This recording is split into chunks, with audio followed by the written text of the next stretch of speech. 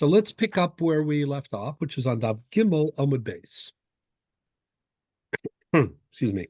There are also new Marmakomos, so hopefully they have been distributed electronically through the email by Sheila. I'm sure everybody has them, and we'll be discussing them as well. Okay. So the Gemara on Gimel Amud Beis wants to know the source. I'm just going to come back, just move back just a little bit, so we can go through this Gemara quickly and then get to where we were. The Gemara on Gimel Amud Beis. This is 1, 2, 3, 6, 7. It's the last word on the 7th line down from the top. Let's go down 7 lines, and the last word is Minohani Mili. So the Gemara says, Minohani Mili, how do you know? And Rashi explains, how do you know, number one, that an erva, that a woman who cannot be misyavemes because she is prohibited or forbidden to have any kind of relationship with the yavam. So let's say again, let's take the classic case of the Mishnah. Let's say that Ruvain, Shimon, and Levi are brothers, and let's say that Ruvain died without leaving children. Let's say that Ruvain had 2 wives. One was Shimon's daughter, and the other one was a tzara, was somebody else. So the din of the Mishnah is that the daughter certainly is excluded from Yibum. It does not be a daughter; it could be a sister-in-law of the variety, the wife's sister. It could be numerous cases. So how do you know that halacha? How do you know that Yibum, which already overrides the prohibition of Eshes Ach, after all, every sister-in-law is an illicit relationship. Even after the wife, even after one divorces, one is still not permitted to remarry a sister-in-law. And yet there's a din of Yibum.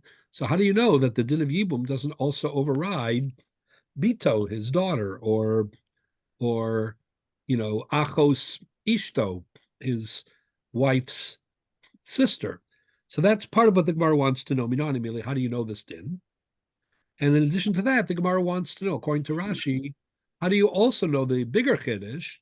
And that is that not only is the daughter of Shimon excluded from Yibum because of Shimon, but even the rival wife or co-wife of the daughter of Shimon, meaning the other woman, we'll call her Sarah, she normally would be a perfect candidate for Yibum for Shimon, but because of the fact that she is associated with Shimon's daughter in the marriage that both of them shared with Ruvain, so that disqualifies. That's called Tzara Serva. And then the Mishnah says even more that Tzara Serva, that this keeps going, if you have multiple brothers who die without leaving children, and so on and so forth, we extend this halakha. How do you know all these dinim? So the Gemara explains the Tan Rabbanan, Isha elachosa lo tikach litzror legalos ervasa aleha bechayeha.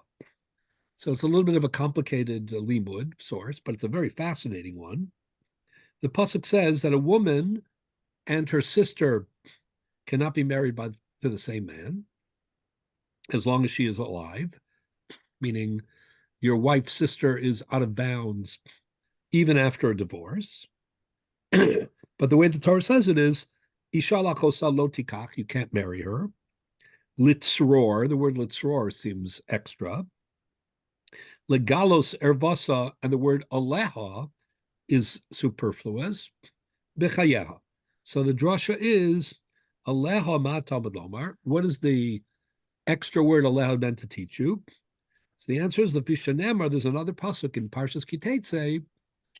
This pasuk is in Parshas Akremos in Vayikra, but in Parshas Kitetse, in the end of Devarim, there's another pasuk that says Yavamo Yavo, and it uses the same word aleha. So it's as if the word aleha signifies Yibum.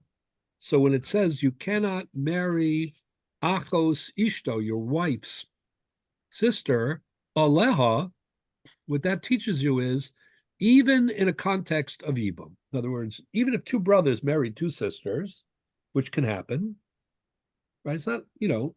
It's not an everyday occurrence, but it happens. I have a friend actually who married, two of his sons married two sisters. So it happens. So if that were to happen, um, so then the Yavama would be his double sister-in-law. She would be the wife of his brother and the sister of his wife. So that's what we're being told is that even in an aleha circumstance, meaning Yavama Yavo aleha, even in a case where this is motivated by lahakim laachiv shame, nonetheless there is a prohibition. You cannot marry this sister of your wife. Shomei ani afilu ba'achas mikol harayos amuras b'Torah kosim b'daber. Nemar kan aleha, nemar lahalon aleha, ma lahalon b'makom mitzvah, av kan b'makom mitzvah, v'yomer Rachmana lo tikach.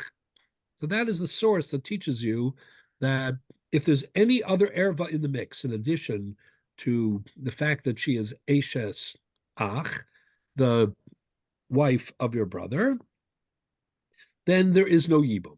Then the Gemara continues. Sorry? Is this learned from a Gezerah Shava? It's kind of a Gzera Shava. They don't formally call it. Gezerah Shava has to have a Masorah, no?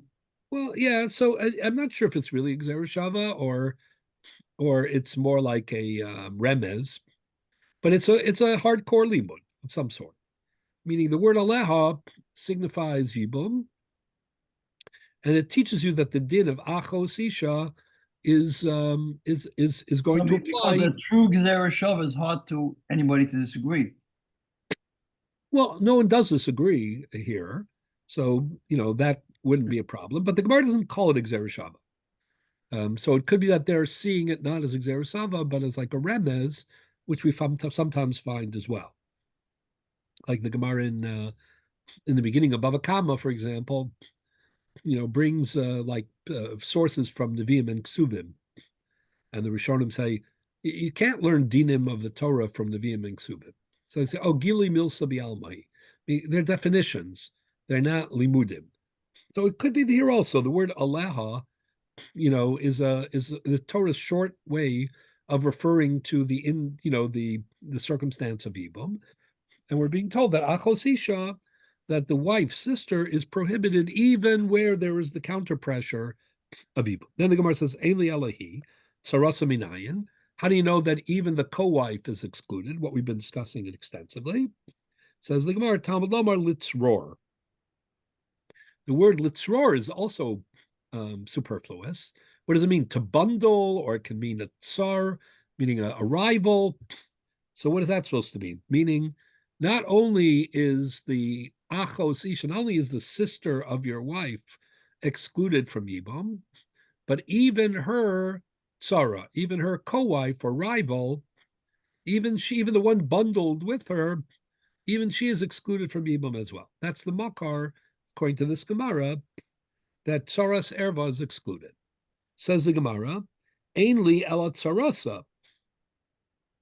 Tsaras tsarasa minayin. How do you know this goes even further? So let's say there were three brothers, Reuven, Shimon, and Levi. Let's say same scenario. Reuven was married to Shimon's daughter and to a woman named Sarah. Therefore, Shimon could not be miyabim either his daughter or Sarah, but Levi could be miyabim the Sarah, named Sarah. So he married her, and he had another wife of his own, Dvorah. So now Levi dies. If Levi dies without leaving children, so Shimon is facing another Yibum circumstance, this time with Sarah, who's a Tsaras Erva excluded from the previous Yibum, but also Dina, who is the Tsaras Erva, right? She's the co-wife of the co-wife. So how do we know that's excluded as well? Talmud Lomar Litzror, Velo Latzur, that the double resh teaches you, even if it's a double Tsaras Erva, even that is excluded as well.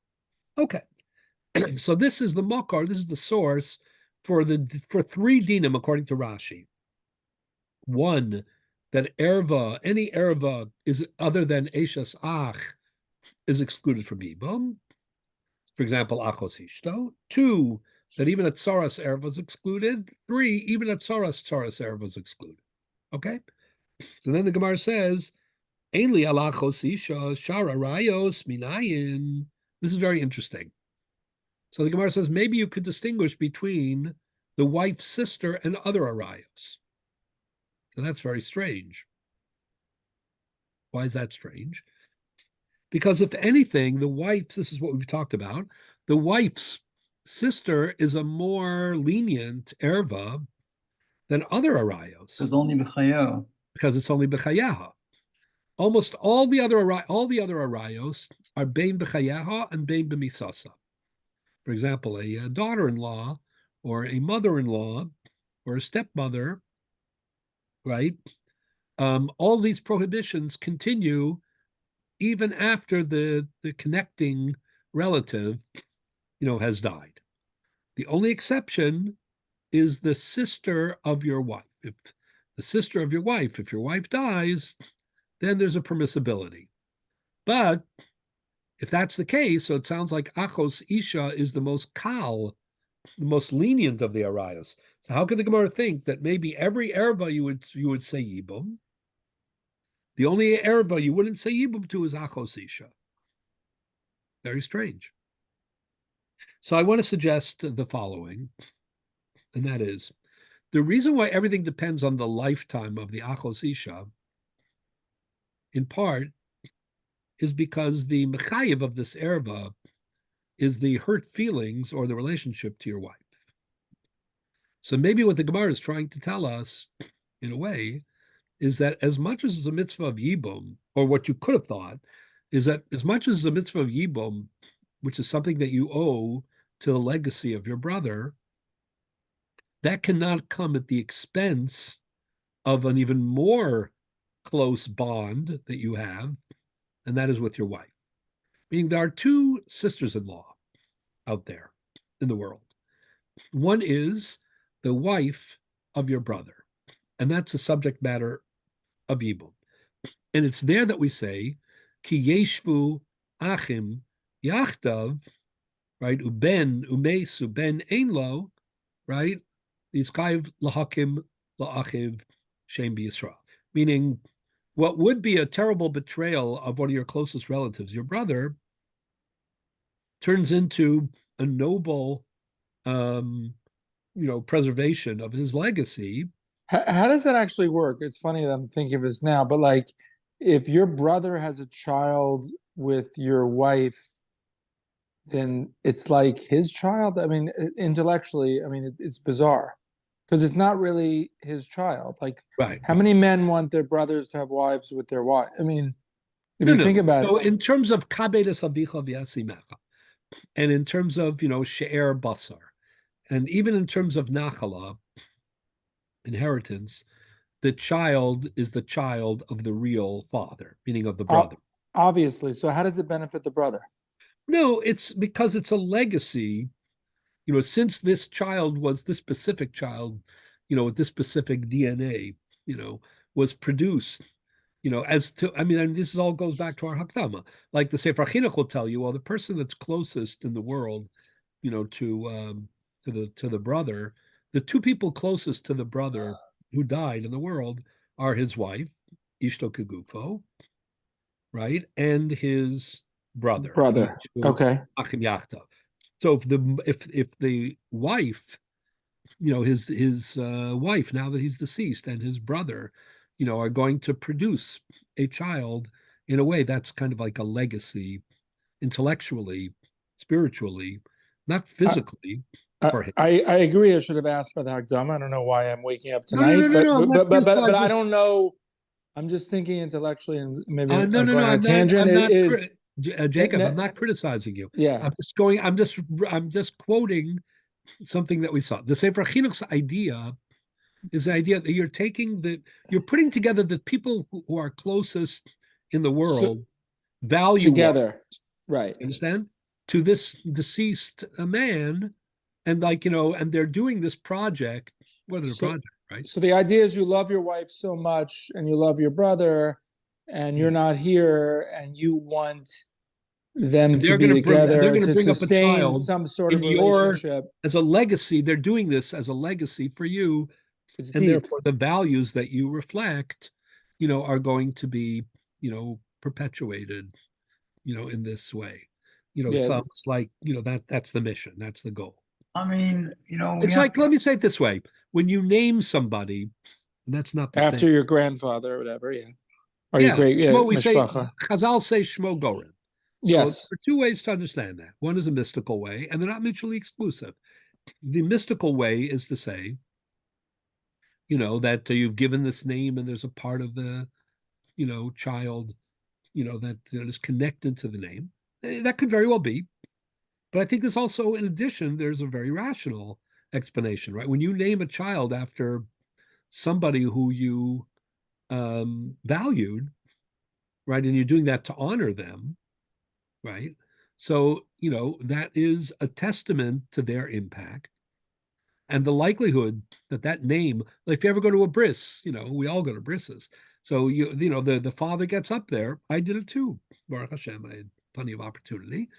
The father will get up and explain the name, and he'll say usually at the end, not to be trite, but it's often said because it's true.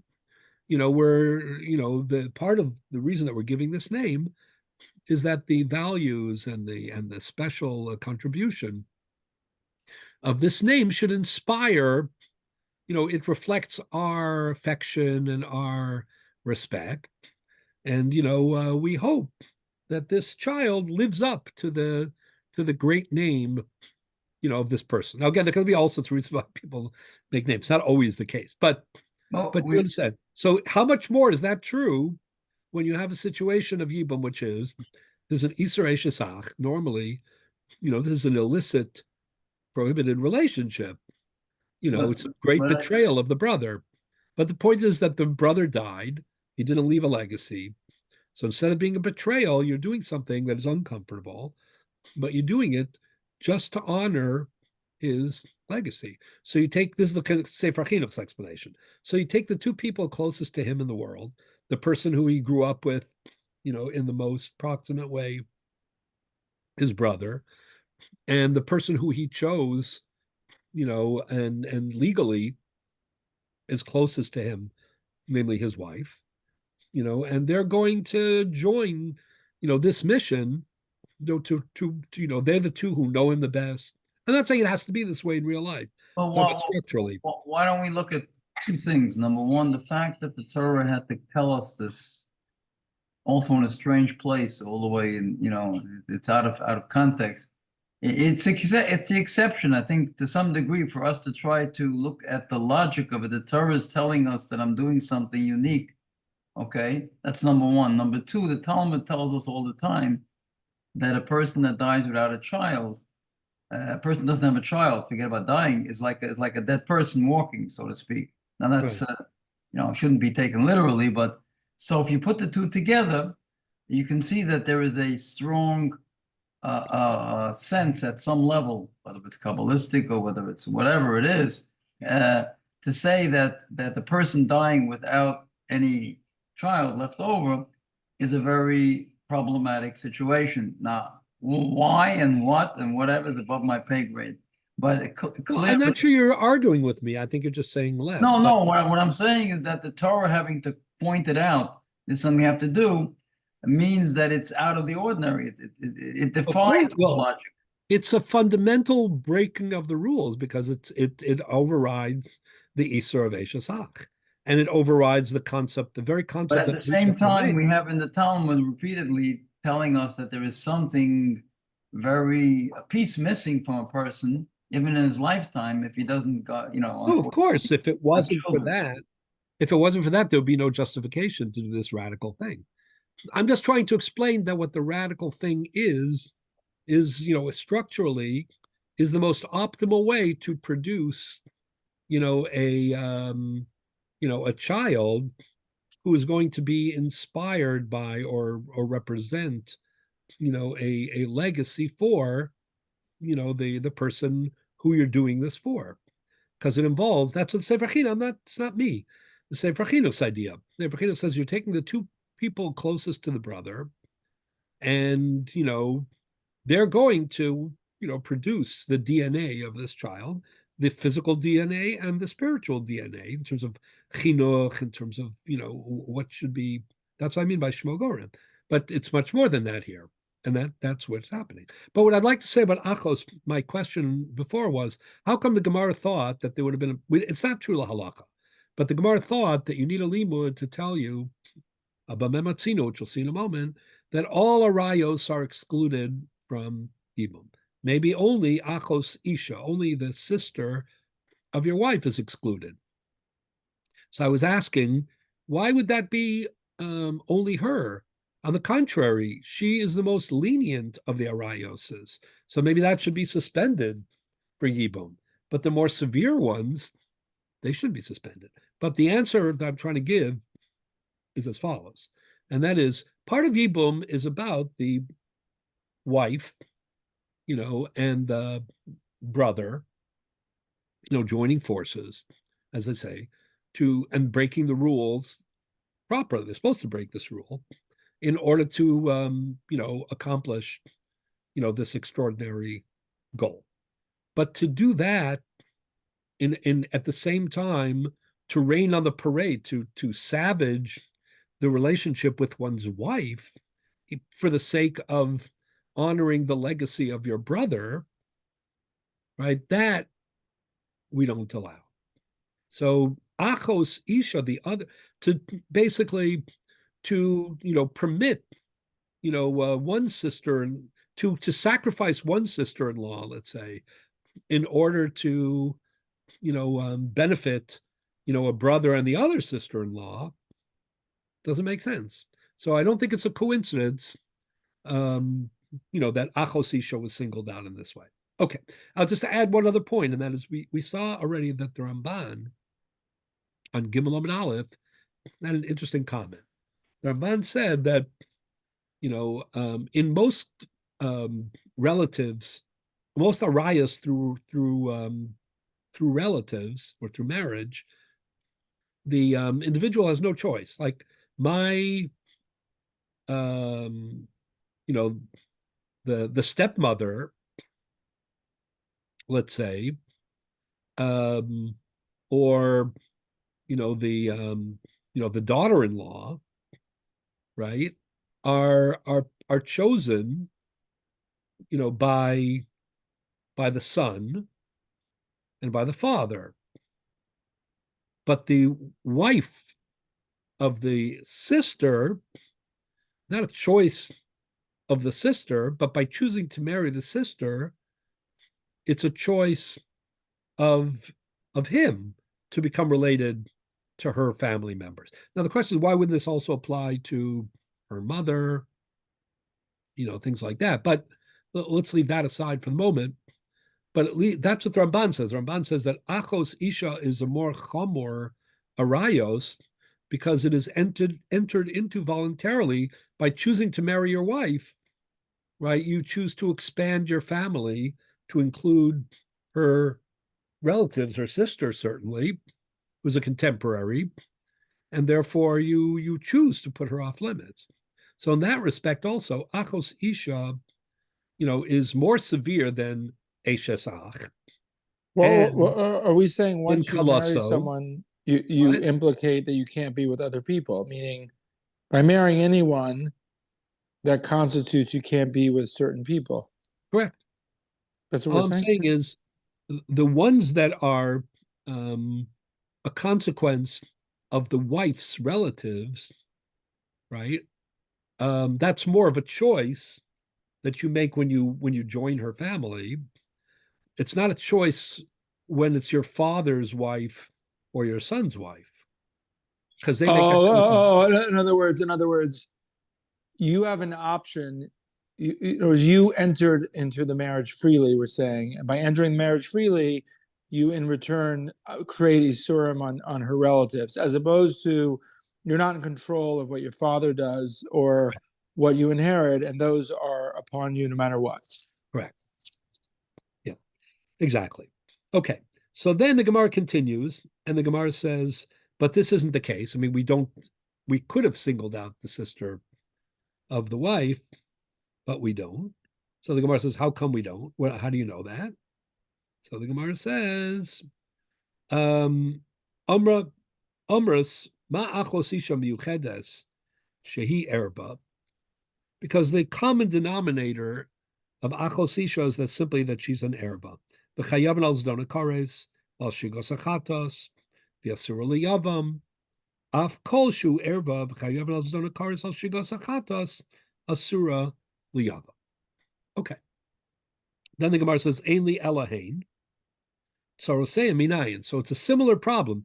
The Gemara is saying, the Gemara had a thought, we don't accept this lahalacha, that maybe the principle of tsaros erva, meaning that the co-wife is also prohibited, maybe that is only in the case of a co-wife of an achos ishto. But the co-wife of any other erva would be permissible.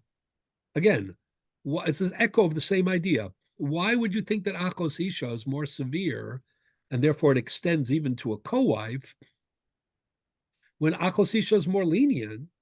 Because once the wife dies, right, there is no prohibition even to remarrying, even to marrying directly the sister.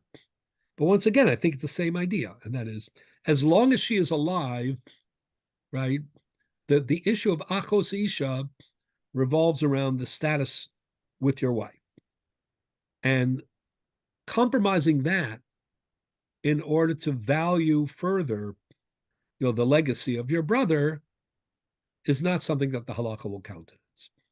Okay. Says the Gemara, Amras, ma achos isha miyuchedes, just as achos isha is unique, shehi erva, v'chayavan al zona kares val shigasa chatas, v'asura liyabam, v'tzarasa asura, af kol erva, kol shi erva v'chayavan al zona kares val shigasa chatas, v'asura liyabam, tzarasa asura. Anyways, mikan amru, from here we see that chachamim, kan amru chachamim, from here the chachamim came to the conclusion that chamesh asrei nashim potros tzaraseim, v'tzaras tzaraseim, min hachalitza, min hayibum, ad sof ha'olam, that the 15 relationships mentioned in the Mishnah that are all close relatives, that they are all excluded if they fall into the candidacy of Yibum, and the tsaros of those arayos are excluded as well. Then the Gemara says, Yochel shanimar ba'af sheish arayos kamuras me'elu shiut tsaroseim asuros. You might have thought that the din of tsaras erva, co-wife, even if she's not related to you directly, but she's a co-wife with one of your relatives, you might have thought that maybe that would be a prohibition even outside of Yibum. For example, in a case where you can't have Yibum, let's say, like a mother, right? Or let's say a sister from the father, right? Who is excluded from all the brothers, so there can never be Yibum. None of the brothers could be married to their sister from their father. So that's one of the 6 arayos kamuros. So maybe a tsara of one of those would be prohibited as well. Says the Gemara, Amris machos isha miuchedes she erva v'chiyam l'zona kares al shigas achatas ve'efshali nasa la'achim ve'asura liyavam v'tzaras asura af kol she erva v'chiyam l'zona kares al shigas achatas ve'efshali nasa la'achim ve'asura liyavam tzarasa asura yotu sheish arayos chamuras me'elu hoel the efshali nasa la'achim tzaraseim mutaros. Ain't Sarah elameach. Okay. So the Gemara basically says the din of tsaras erva applies to every erva, but only in the context of Yibum and not outside it. Okay, that's where we're up to right now. Everybody with me so far? Good. So then the next line of the Gemara says as follows. Azhara shamanu onesh minayin. So now we know that, that you're not allowed to have these kind of relationships. How do we know that if you pursue these relationships, that you're chayiv kares, a very severe death penalty? So The Gemara says, Amar Kra, Ki kol ish asher yaseh mikol hatoivos, and it's kol hatoivos, includes erva as well as tzoras erva. Okay, that's where we are. Now we get to the next topic. So the Gemara says the following. Talmud Kosav Rachmana Aleha, what did we just say above? That we learn out from a remez, the word Aleha, that if a woman is not only the wife of a brother, right, but she also has another erva status, let's say she's a daughter or she's a sister of the wife. So how do we know that that is not included, that is excluded from Yibum? So the Gemara says because of the pasuk of Aleha. Aleha, which appears also in the context of Yibum, implies a Yibum circumstance. So we're told that the Achos Isha, the sister of your wife, is excluded even in the context of Yibum. Says the Gemara, this is really important. Tam Adikasav Rachmana Aleha. Why did we need a source to teach you that arayos are excluded from Yibum? If we didn't have a source, we would have thought that you could do me Yibum with your daughter, or you could do Yibum with Achos Isha, with the wife of your sister. What would be the basis of that? I don't understand the question. One second. Halav amina Achos Isha miabemes. My timer, what would be the reason for it? After all, it's a violation of a severe Isser. Says the Gemara, Darminan Osi Aseh Bedachi Los Aseh. The reason would be because we have a principle that when you have a clash between a mitzvah aseh and a mitzvah los aseh, a positive and a negative commandment, the positive commandment overrides the negative. So what would we have said? We would have said the mitzvah aseh of Yibum, la'akim la'akim shem, overrides the prohibition of achos ishto. That's the fundamental Yibum. One second. So the Gemara says, Eimar damrina nasi ase v'dachi lo sase greda. Lo sase sheyesh bakares midachi. The Gemara says, that doesn't make any sense. Because the rule that an aseh overrides a lo sase, that rule is correct, but only if it's a plain lo sase. But if it's a lo sase, which is very severe, meaning one which triggers the onesh, the punishment of kares, the rule is that an aseh doesn't override that. So why do you need a source to teach you that there's no yibum when you're dealing with your wife's sister? Even without a source, we'd know that. What would be the basis?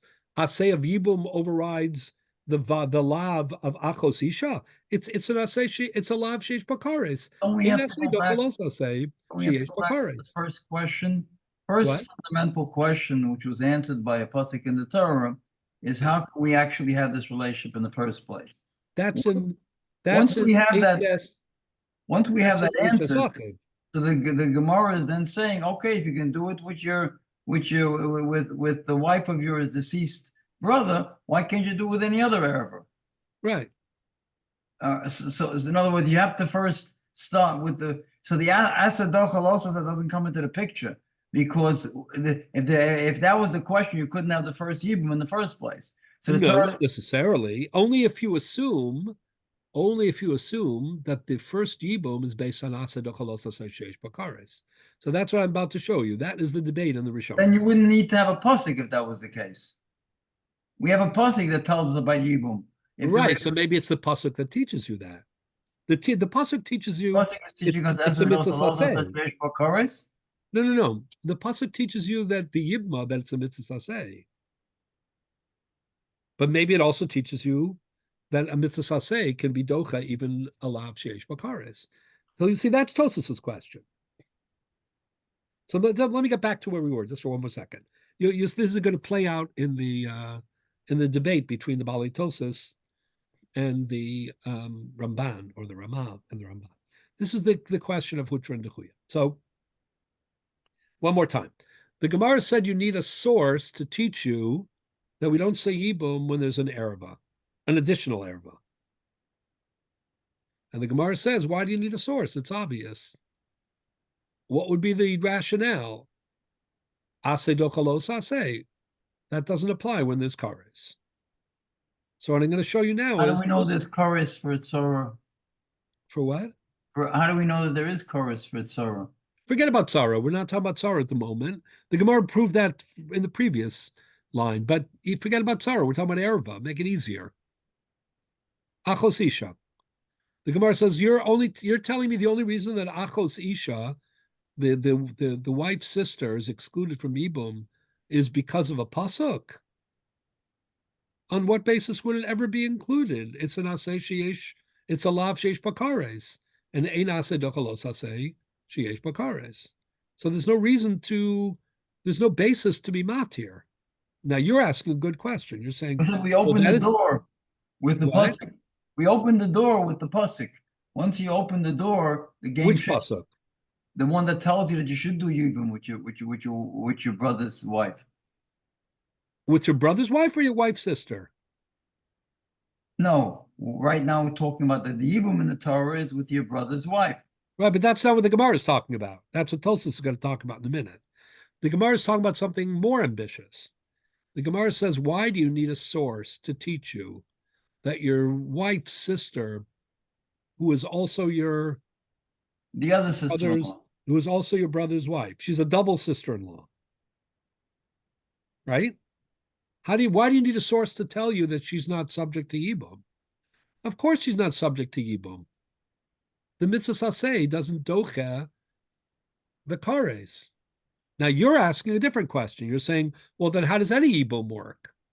Because every Yibum is a case of aseh being. Once you open that door, it could possibly apply to everything. Right. So that's what Tosfos is going to ask. And we also have the historical fact, although it's pre-Matan Torah, that the Yibum that we see in the case of Yehuda and whatever ended up being more than just the brothers, more than just the brother for the. No, but it was still only one. It was still only one erva, right? Just that it was a kalaso, and for Onan it was Eshes Achiv. How about for Yehuda? And for Yehuda it was kalaso. So if that is pre-Matan Torah, that was also considered, possibly Yibum. Also, it's not clear that there was an Isser. That's the Ramban and Daf Tzadi Ches, that maybe pre-Matan Torah and for Bnei Noach, there's no Isser Kalaso. Anyways, let's look at Tosfos. So one more time, just so everybody can get their bearings. The Gemara brings a proof from a pasuk, implying that if not for the pasuk, if you were an Eshes Ach and an Achos Ishto at the same time, that there would be Yibum. Even though both of them have kares. So what the Gemara is saying is, on the basis of what? But the Gemara isn't asking about Eshes Ach. That's what bothers you. The Gemara is only asking about Achos Ishto. So now look at Tosfos. The bottom Tosfos on the page. Lo sasa sheyesh bo kares midachi. Everybody looking? Yeah, Vim Tomar. Vim Tomar. Amai lo yalfinan delidchi me'aseh de yibum. Dedachi lo sasa de kares de Eshes Ach. Essentially, is asking the question that you asked, which is, who says that we don't say aseh dochalos aseh sheyesh bakares? Don't we have to say that aseh is dochalos aseh sheyesh bakares? After all, forget about achos isha, a regular classic case. What's a classic case of yibum? Eshes Ach. Eshes Ach means your brother's wife. Normally that's bakares, and in yibum, that's the mitzvah. So don't we see from there that aseh is docha los aseh sheyesh bakares? And if that's true, then why is the Gemara troubled that there's no basis to permit achos ishto, which is bakares, on the basis of aseh docha los aseh? You see from Ibum that aseh is docha los aseh sheyesh bakares. That's Tosfos' question. The assumption of the question is, this is one of the most important points that we're going to make all year. This is what we call Dechuya and Hutra. The assumption of the question is that the way that regular Yibum works, it doesn't say this explicitly in the Gemara anywhere. Tosfos is just assuming it, and we'll see whether they sustain it in conclusion. But the assumption is that the way that Yibum works is that aseh dochalos aseh sheyesh bo kares.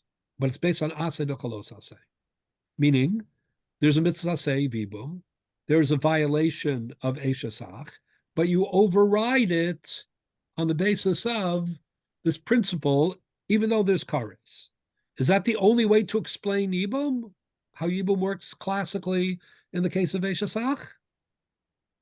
It's No. actually, in a way, it's counterintuitive because what we're saying is that this pasuk was meant to tell us a klal rather than the pasuk was coming to say, whoa, wait a minute. I'm going to tell you something that's totally off the charts, okay? Right. Which is our natural reading of that pasuk. Instead, Well, I don't know if it's a natural pasuk reading. is telling us the opposite. Pasuk is just telling us something that's regularly okay. Don't be so startled by what I'm But telling this you. is what Tosfos is weighing. You're totally right. Meaning, Tosfos is saying, don't you see from the pasuk that says that there's an institution called Yibum that we do apply aseh dochalos aseh sheyesh bakares? But there are two things that Tosfos is saying. Then let's use your formulation also. One, this pasuk is not an exception; it's a rule, right? That's problem number one. But problem number two is who said that Yibum even works that way? Is that how Yibum works? That there's an aseh and there's a lav, but the aseh overrides the lav? Is that the way it works? Or does it work in a totally different? That's called dechuya. Or it could be that when you Dechuya have means, the one you don't have second, the love in the first place. dechuya means that there is a lav, but you have to play halachic triage, meaning when something's got to go, you have a positive command, you have a negative command. Are you allowed to violate in order to fulfill? That's the din of aseh dochalos aseh. The words even them say aseh, positive command. Well, there are some exceptions. There are people who argue, but the simple pshat, aseh, a positive command, doche, Pushes aside. overrides los aseh. Now, if it's aseh dochalos aseh, and the los aseh is even more severe because yesh bakares, so does the aseh still do that? Usually When no. Tosfos asks this question, Tosfos is assuming that the way that regular Yibum works is that there's a los aseh, even in this case of eshesach, but the aseh overrides it. However, what we're going to see in a minute is that the Ramah and the Ramban and the Ritva, that's not how they understand the mitzvah of Yibum. It's not that Yibum overrides eshesach.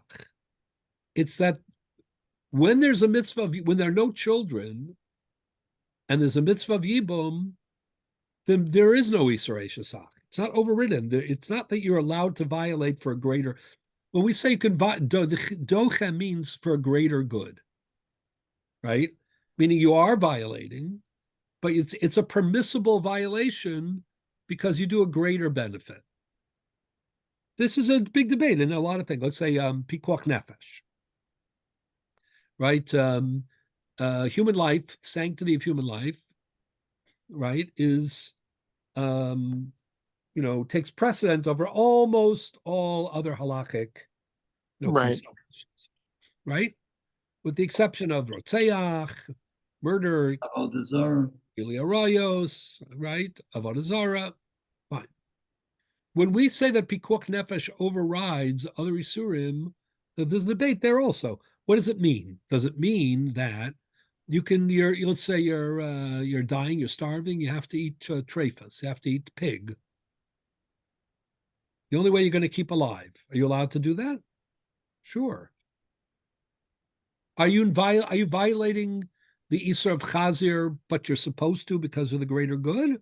Or was the Isur of Chazir never said in circumstances of pikuach nefesh? Isn't that a machlokas? How to understand Yes. the mechanics of that?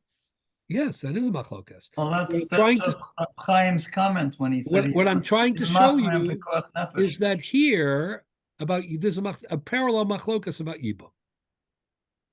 And this is very important. There are two perspectives on I how wonder if there's an afkamina how much you can eat if you only have to eat enough to live. It's like with Yom Right. Kippur, or No, there are for sure you can just go out and have a feast. Right. There will be a lot of nafkamina. We'll talk about them. But 100%. Beidna, does it have to be the same time? Does it have to be EF Shalakayim? Like Yom Kippur, if you have to eat, you eat as little as possible, right? We say you don't just go crazy. You need to eat till you can't fast. It doesn't mean you should have a huge feast, right? Correct, but that's a topic in its own right. But yeah. Anyway, getting back to Yibum, is Yibum Tosas's question? I'm going to read it one more time. Tosas says, "Vim Tomar, Amai lo Yalfinon, Delidchi." Maybe we should see Yibum as a source to teach you that asay is dochalos asay, that a positive command thrusts aside a negative commandment, even one that is severe and that triggers kares. After all, Yibum overrides Isra Shasach. That's what Tosas asks. That question is based on the assumption that the way that Yibum works is that there is a violation of Eshasach, but it's a permissible violation for the greater good of the Aseh of Yibum. However, what I'm going to try to show you, that's Tosas's question. Tosas assumes that. Does that retained in the maskana of Tosas? We'll get to that in a second. But what I'm going to try to show you later, in a minute or two, is that in the sheets that we have, that the Yad Ramah and the Ramban just reject this whole assumption. They say the Yibum doesn't work on the principle of Aseh Dochalos Aseh. Never mind Aseh Dochalos Aseh Sheish Bakares. That's not what it is. It tells us it's that there never was, the Torah never thought that a sister-in-law, Eshes Achiv, the wife of your brother, it was never prohibited in circumstances of Yibum. It's not overriding, it's the limit of the Iser. That's called Hutra, not Techuya, meaning under these conditions, there is no Iser. Not that under these conditions, we play triage and we give priority to one thing, even though you're violating the other, but you're allowed to violate because it's the lesser, it's the lesser of two evils. Are we talking about lesser of two evils, or are we talking about the inner limit? Everybody with me? Everybody understanding or not? Okay. Isn't she not anymore the wife of his brother since his brother's departed? Right, but the prohibition against marrying the wife of your brother, if there were children, continues even after the brother is deceased. So that neutralizes that problem. Meaning, in a regular situation where there were children, where the brother has children, the Isser of Eshes Ach is even la'achar misas achiv. But in the context of Yibum, where there are no children, that's what we have to figure out. Is it the Isser applies, but it is the lesser of two evils because it's overridden by the mitzvah of Yibum, which is more urgent, more pressing? That's what Tosas is saying. Or is it that there never was an Isser Eshesach in a circumstance where there are no children and the brother dies? But it is true that there is an Isser when the brother dies when there are children.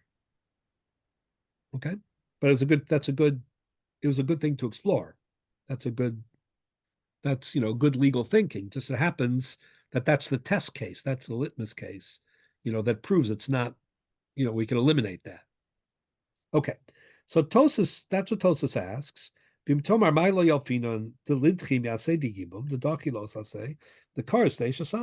Tosas is describing Yibum, classic Yibum, under the rubric of a principle in the halacha that is not limited to Yibum, and that is aseh, a positive commandment.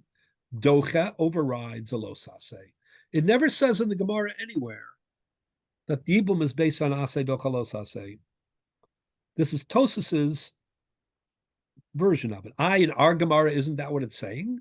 Isn't the Gemara saying that you shouldn't need a pasuk of Allah because there's no basis of aseh docha los aseh? The answer is because our case is not a classic case of Yibum. We're addressing not Eshesach, the wife of the brother. We're addressing the fact that she's also his daughter or his wife's sister. As far as that is concerned, we're saying, that's an ase dochalo, because that isn't institutionalized. Is every Yibum case the wife of the sister? I'm sorry, the sister of the wife? Is every Yibum case a case of a daughter? My daughter married my brother? Of course not. But every Yibum case is a case where we're dealing with the status of Eshes Achiv, of his brother's wife. So when it comes to the brother's wife and we'll call it the classic, inherent case of Yibum, the Gemara never, ever, ever says that it's based on the principle of Aseh Dochalos Aseh, that Yibum overrides the Isra Eshesach. Doesn't say that. And we'll see in a moment, the Yad Ramah, the Ramban, they don't think it's true. It's only where there's an additional obstacle and we're weighing whether or not Yibum overrides that additional obstacle, only there do we speak about Aseh Dochalos Aseh. So how did Tosas assume that even classical Yibum is based on Aseh Dochalos Aseh? And if Tosas did assume that, in the question, do they retract that in the Maskana and the answer or not? So let's to make it clear, Tosas is assuming that the only principle here is a principle of a clash of triage, meaning it's all a question of Dechuya. And therefore Tosas says there's not such a big difference between Achos Ishto and Eshes Achiv. Wouldn't the issue of klal pratu klal come into this issue? How so? I mean, they want to take this bomb of a pasuk that tells us on a particular situation that you can throw away an extreme error because, and it tells you why this is the exception. Which is also a rarity for the Torah to do that. Tells you because the Hakim Shem, etc. Okay, Right, but maybe the Hakim Shem applies no matter what the obstacle. No, well, my point is that the pasuk has a lot of things. It's saying that you have to be living at the same time. So there is a klal, a prata klal in that thing. If we start to open up Pandora's box, we may find out at the end, if we use the Shlosha Esrei Midot, that we're getting ourselves into a lot of trouble. No, I hear you're basically saying, I mean, I think it's true to say, this will sum it up this way, that if you take Tosas is universalizing in a way, the mitzvah of Yibum. They're plugging it in to a principle that applies across the whole halacha. And by doing that, they're implying that there's nothing really so unusual about it, right? It is, we're applying the typical rules of triage. And you're saying it doesn't sound that way. Even Tosas is not going to be able to maintain that fully in the conclusion. Whereas the Rishonim who think that the classic case of Yibum is what we call hutra, meaning not that you're allowed to violate for the greater good. It doesn't exist in that when case. it comes to the possibility of Yibum, right? That's an inner limit, the prohibition of was never meant to include it. What? The prohibition was never meant to include this circumstance. Right. That's not Aseh Dochalos Aseh. So then there's no question. So this is what I'm going to try to show. So what does Tosas actually answer? So go to the bottom of the page. Eladafka, one second. No, go to the next page. I'm going to skip a little bit of the details because it doesn't really help us. It'll just confuse you. If you look on Dalid Amud Aleph in the Tosas, top Tosas, and go down 4 lines. The Omeri, everybody have that? How many lines down? Yep. Of Omeri, 4 fourth lines, line, yeah. 4 lines in Tosas on Dalid Amud. Omeri. The Omeri, Eshes Eshes Ach Lamotzi Lamelach, Bialma, you can't derive from Eshes Ach, I mean the classic case of Yibum, that we apply the principle of Aseh, Dochalos Aseh, that a positive commandment overrides a negative commandment, even when there's kares. Why not? So now pay careful attention to what he says. Delidchi Aseh, Los Aseh Sheish Bakares. We can't derive from there a general rule. The shiny Eshes Ach, the mitzvasa bakach. Eshes Ach is unique because that's the institution of Yibum. It's not a coincidence. It's not that you Ase dochalos ase typically is where you have two things that happen to converge. But here, Eishes Ach isn't a coincidence with Yibum. Yibum is about managing, right, the application of the Isar Eishes Ach. It's not coincidental, right? And therefore, every case of Yibum is a case of Eishes Ach. But don't we learn from Mila, for example, that when the Torah gives you a pasuk, because for example, the fact that we could have a brit Mila on Shabbos, because Right. it says B'yom HaShmini, we learn out. We don't try to generalize that and say also Aseh Dachalos Aseh, you know, Right. Right. because the pasuk is giving us the pasuk is the exception. That's why it has to So say it. Tosas is saying that here, but Tosas isn't going so far as to say it's not outside the Chalos outside. Tosas actually is maintaining the Habamina. Tosas is saying it's an unusual Ase do Chalos Ase, and it applies even to Kares. And the reason it applies even to Kares is because it's institutionalized. It's the definition of what Ibum is. But we're going to show in a moment that the Ramah and the Ramban say even further. They say it has nothing to do with Ase do Chalos Ase. I'll explain in a minute. So this is what these words mean. The shiny Eshes Ach de Mitzvasa Bekach. Mitzvasa Bekach means that's what Yibum is. That's a definition. The definition of Yibum is how do you manage the clash between Eshes Ach and the mitzvah of Yibum. The Efshar be'inyan acher lekayim mitzvahs Yibum. Dim lokim bitalta mitzvahs Yibum. Look what he contrasts it to. Aval kilayim betzitzes yalfin and shaper bialma.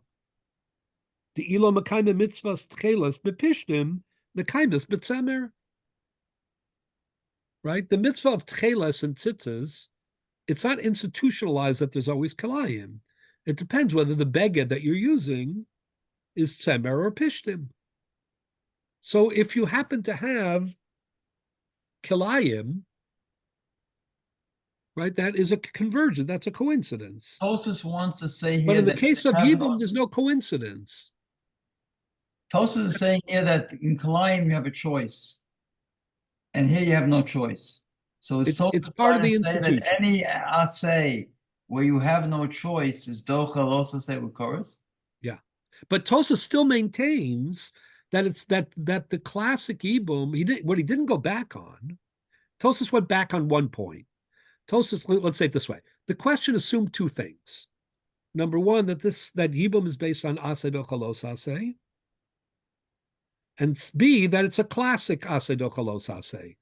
And whatever is good for it is good for any other Aseh Dochalos Aseh. So if this Aseh Dochalos Aseh applies even to Kares, then that's true universally. Those are the two assumptions that Tosas made. Tosas goes back on assumption number two, but not on assumption number one.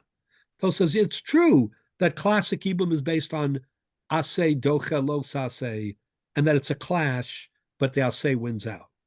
But what's not true is that it's typical, because here you have no choice. Here it's institutionalized, and therefore it's an Aseh Dochalos Aseh, even against the Los Aseh Sheish by Kares, because if not, Bitalta Mitzvahs Yibum, there's no such thing as Yibum in the Torah. The Torah would never have a case, because every case of Yibum is Eishes Ach Sheish by Kares. So we see from there that the Dechia, we'll call it, the Aseh Dochalos Aseh of Yibum is more powerful, right, vis-a-vis Eishes Ach, right, than other Ases and Los Ases that are more coincidental. I don't remember the basic. However, I'm just going to give you this. Now look at the Ramah in the Maramakomos for a minute, and then we'll take the question. But look for 1 minute in the Maramakomos, the new ones. Just 1 second.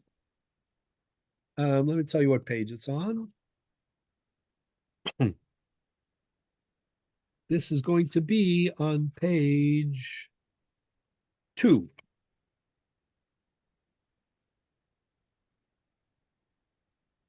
I'm going to start off with the Yad Ramah. Does everybody have that towards the bottom of the page 2? It says Yad Ramah Masechet Sanhedrin, Nun Gimel Omud Beis. Does everybody have that? Yes. Okay. Masiv Rav Oshia.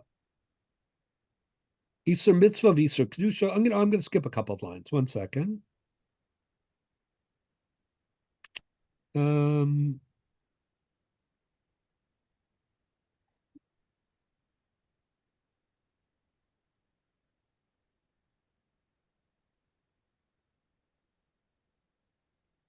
Okay. Go 6 lines down towards the end of the 6th line. You see where it says V'i kasha? This is on page 2. It says Yad Ramah Masechet Sanhedrin Gimel Beis. Go down 6 lines towards the end of the line. Yes? Excellent. Exactly. Thank you. V'i kasha lecha, ki kasha lecha. The Ramah asks a question. My shna gabi iser eshasach. Why is it that when it comes to the prohibition of eshasach, of the wife of a brother, why is it that we say asi ase v'dachi islos ase sheyesh bakares? Why does it seem like you can the mitzvah ase of yibum can override even a lav sheyesh bakares? He's starting off like Tosas, assuming that the way that Yibum works is based on the principle of Ase do Kalos Ase. And therefore it's even Bakaris. Biafilu b'bia shnia. And not only that, it's not only the first encounter that they have, which would fulfill the mitzvah, even continuing a longer term relationship. The Kaimalan afilu girsha muter lahachzira. And if he were to divorce the Yavama after he married her, right?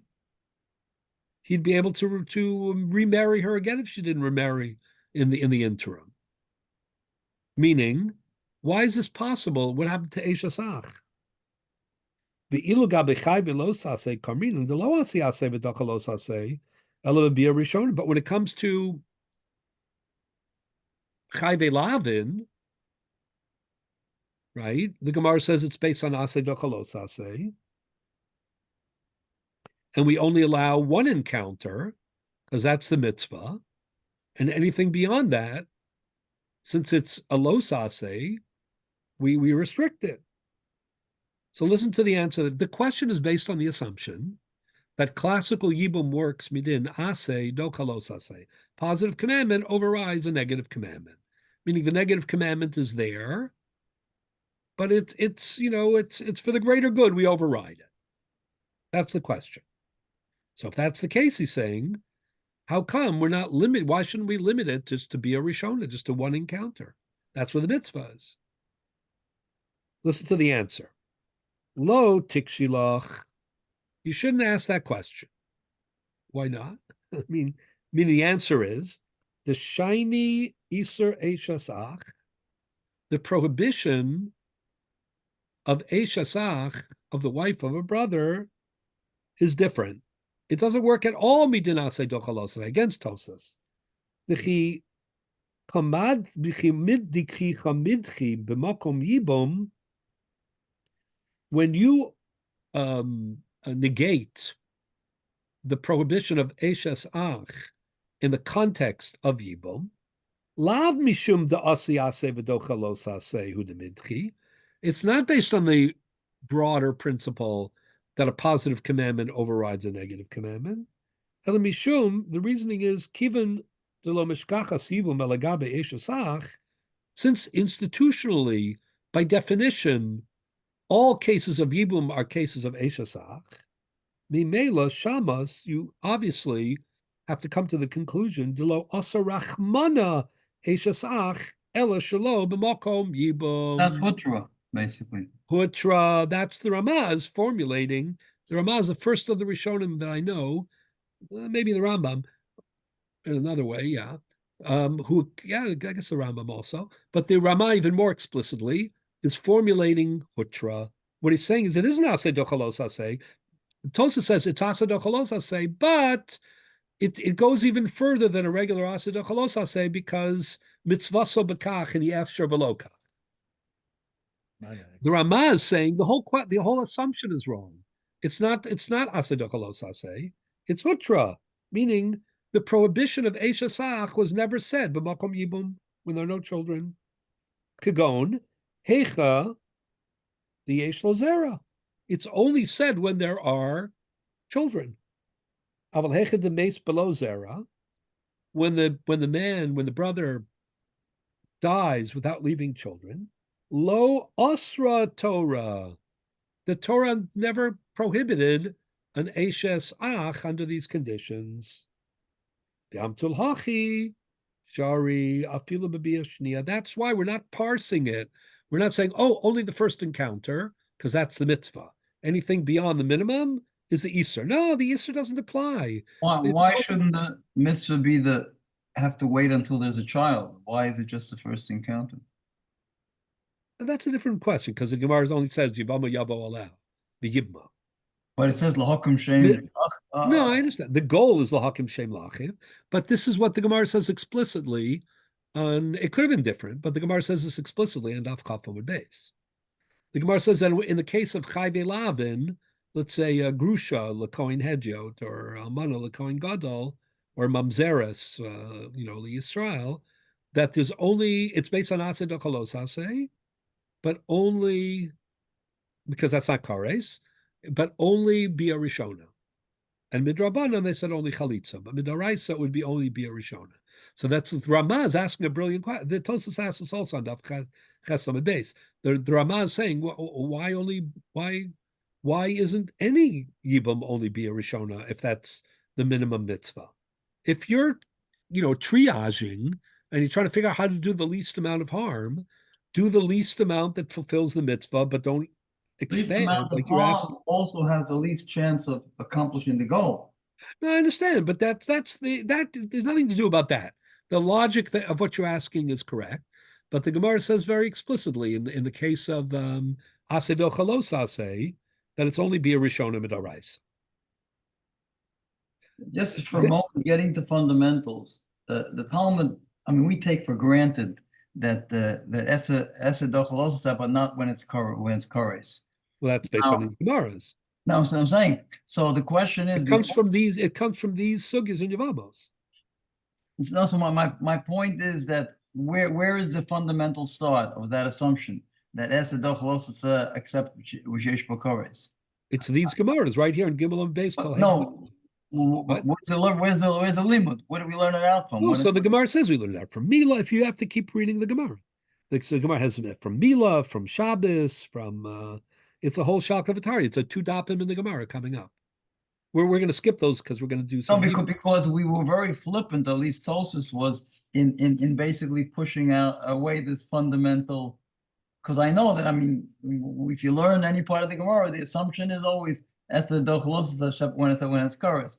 And Tosfos. The main source for that is the Gemara's here in Yevamos, beginning the lines that I started with, Gimel Amud Beis, and that's the continuation of the Gemara on Dalet and Daf Hey. So it's an ironclad fundamental.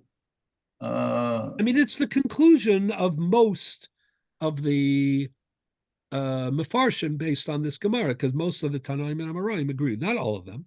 Those disagree. So how can we even start this Gemara but with the assumption or Tosfos that we can dispense with Esed Dochalos except Sheish Bokoretz and say even Sheish Bokoretz it's okay Esed Dochalos? If we have so many pages of the Gemara that tell us ironclad that this is the rule, how do we all of a sudden take it apart? We're not taking it apart. The Gemara is saying, why do you need a pasuk aleha to exclude achos isha? Why not just say there's no basis for a heter? You don't need a pasuk to teach you the iser. There's no basis for the heter because it's aseh dochalos aseh sheyesh bakaris, which doesn't work. So they're assuming it doesn't work. How are they assuming it doesn't work? That's the continuation of the Gemara. The Gemara says, how do you know that? Minalon, that's the next words of the Gemara. Minalon what? Minalon that aseh dochalos aseh doesn't work b'makom kares. So the Gemara says, Minalon. How do you know the dochi? How do you know the aseh dochalos aseh but not kares? That's the whole shaklavatari of the Gemara. But this statement of the Gemara here is based on the consensus of what is going to emerge in the continuation of the next 2 dapim. And most of the Rishonim, not all, paskin this way, that ein aseh dochalos aseh sheyesh bokaris. However, what Tosas is, what emerges from what we're discussing right now. So where does Tosas Havamina come into the picture? That he wanted to sort of entertain the idea. No, Tosas is saying, I don't get it. Why don't you derive from Yibum that it isn't true? Because isn't Yibum a case of Ase Docholos Ase Sheish Bakares? So Tosas's answer is, Tosas it knew is the a next case few of blood. Ase Tosas Docholos knew the next Ase. few blood also, right? I mean, What? Tosas knew what the Gemara is going to say in the next few blood. I mean, he still came up with this. No. Tosas is just saying, Tosas says, I know what the Gemara is saying now, which is what the Gemara is going to conclude in the next few dapim. But how does that fit in with the Dindoraisa of Yibum, which seems to contradict it? Tosas is asking a question. Tosas's answer is, you're right that it's Ase Dochalos Ase, classic Yibum, but you're wrong that it could be a source against the other sources because here we have no choice. It's institutionalized. It's institutionalized Ase Dochalos Ase. And the Ramah is saying it's not institutionalized Ase Dochalos Ase. It's Hutra. So there are three, it's very beautiful the way it's structured. There are three perspectives. Tosas's question and the Ramah's question is based on the assumption that Yibum is a regular Ase Dochalos Ase, and since it's Yesh Bakares, you should be able to derive from there against what the Gemara's other proofs are, or what do you do with it at least, that Ase Dochalos Ase Afilas Yesh Bakares. The Tosas's assumption is that that's what regular Yibum, not Achos. I'm not talking about Achos Ishto. I'm talking about Eishes Achiv, classic Yibum. Tosas' answer is, in Achanami, it's Ase Dochalos Ase, and it is Yesh Bakares, but there's a difference between an institutional Ase Dochalos Ase and a coincidental Ase Dochalos Ase. And Yibum is an Yibum, when it comes to Eishes Ach, is institutional. Yibum, when it comes to Achos Isha, is coincidental. And therefore, when it's coincidental, there's no. And the difference is that one has the pasuk and one doesn't. One has, it's not just the pasuk. The pasuk is the definition of the institution. Institutionalize it? That's what institutionalizes the pasuk that tells you have to do it. Good, fine. But the point is not just the pasuk, but that there's no other definition. There's no case. The definition of Yibum has the Ase Dochalos Ase built into it. According the to definition Tosas, of Yibum, you can't have a Yibum definition without basically using the Ase Dochalos. That's according to Tosas. Yeah. Even B'makom Kares, when it comes to the institutionalized one of Eishasa. However, what the Ramah is saying is that the whole question is it doesn't get off the ground to begin with. Because he uses Hutra. Yeah, because this isn't Ase Dochalos Ase. If it was Ase Dochalos Ase, it wouldn't apply to Kares even in the case of Yibum. But that's not what Yibum is. Yibum is Hutra. Yibum says that the prohibition of Eishasach was never said to begin with. In a strange way, he's using the same logic as Tosas. Because Yes. he's saying that it's institutionalized and therefore Yes. But in one case, the institutionalized is Hutra, and in the other case, the institutionalized is an exception to Dechuya. So the logic actually is similar. No, the logic is similar in that the definition of Yibum, in every case of Yibum, They both agree that it's institutionalized, but then they divert on how that affects. They define it. Yeah. Right, exactly. So but that's what's so fascinating. So I'm going to have to stop here because my time is up. But what I want to show next time, and this is also what the Ramban holds. And the Ramban says this in a bunch of places. It's very inspirational to see the consistency of the Ramban.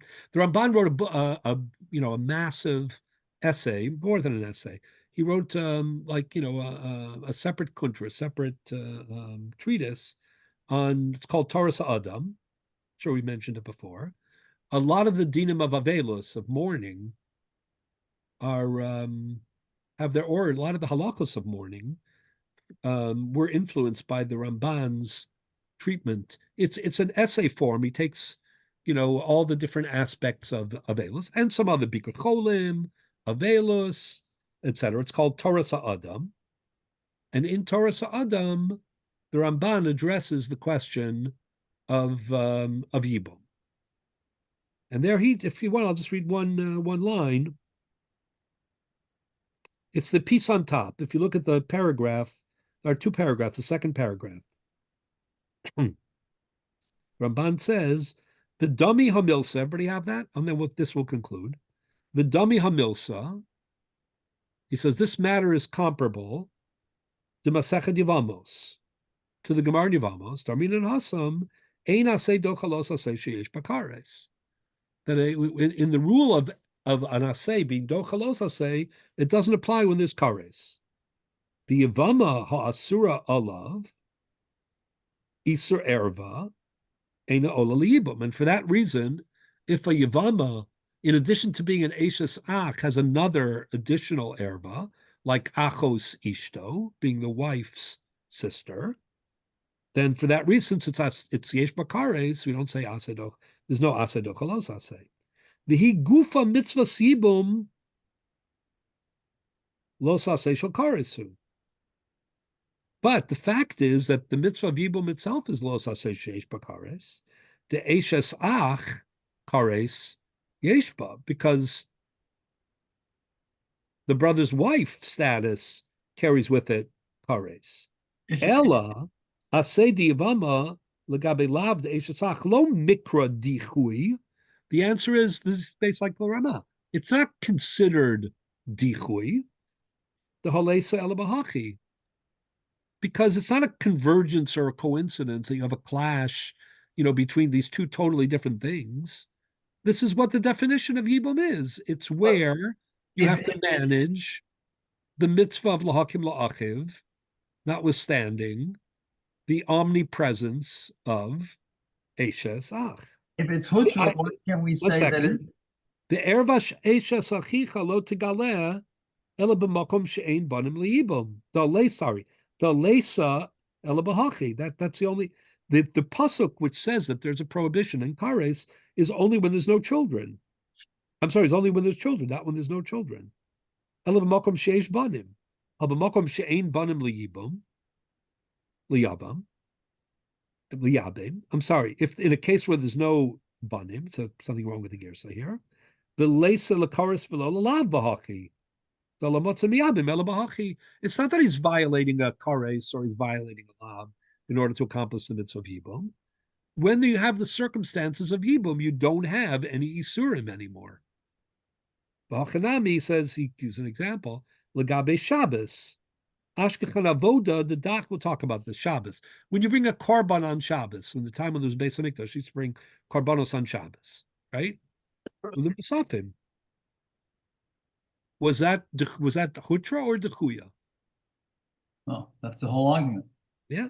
So he says it's Hutra. V'lo gamrina mehasam da'asi ase v'dokalos ase sheish b'kares. Say, violating Shabbos is kares, so it's based on ase of the korban is dochelos ase of Shabbos sheish b'kares. Mishum the davar shayi b'chlal v'yotzam naklal hu v'leisa lalav b'hachi. So Rabban says that's not the pshat. The pshat is that the iser of malacha was never said when it comes to karbanos. Because every korban requires that there be a malacha on Shabbos. You're burning if you hold hutra, then One second, last line. Why does it stop at only Eishes Ach? Why doesn't it go to everything? No, because Eishes Ach is the only institutionalized Isra connected to the mitzvah of Yibum. It's only Hutra when it's part of the definition. Right? Every single Yibum is confronts the problem of Eishes So Ach. the concept of hutra doesn't mean that you get a free pass, that nothing exists in the way of doing this asay. It's very focused on one particular. It could have meant that in another context, but right here it's the relationship between the particular asay and the lav. But not you could read it to say that all roadblocks. Yes, you're right. For example, in pikuach nefesh, let's say the asay of pikuach nefesh, if you hold that it's hutra, even if it's a coincidence, because it's just so overriding. But what Ramban and the Ramah are saying here is not the overriding nature of the asay, but the interaction institutionally between the asay of Yibum and the lav, which is omnipresent, part of the definition of Eishes Ach. So what emerged here, we're going to speak more about this next time, is that there's a major debate between Tosas on the one hand. I'll try to show you more Tosas next time in different nafkamina, and the Ramah and the Ramban on the other hand, whether or not the din of Yibum is hutra, meaning it's a limit not an overriding, but a limit on the Yisrei Shesach, or Dechuya based on Aseh Dochalos Aseh, maybe a more expansive And one. those on either side of the argument would maintain Hutra or Dechuya for everything that has Aseh Dochalos. I mean, every kind of No, situation. no. So- On the contrary, the Ramah and the Ramban are assuming that regular Aseh Dochalos Aseh is Dechuya. And that's why they're saying this isn't that at all. Okay. Okay, we're going to stop here, but we will continue this very interesting issue next time. This is one of the Next most week. important issues in Yavama. So it's over. Have a week, Shkoch. everybody. Thank you Thanks so so much. Shkoch. Thank you. Good night. Yes, Thank sir. you.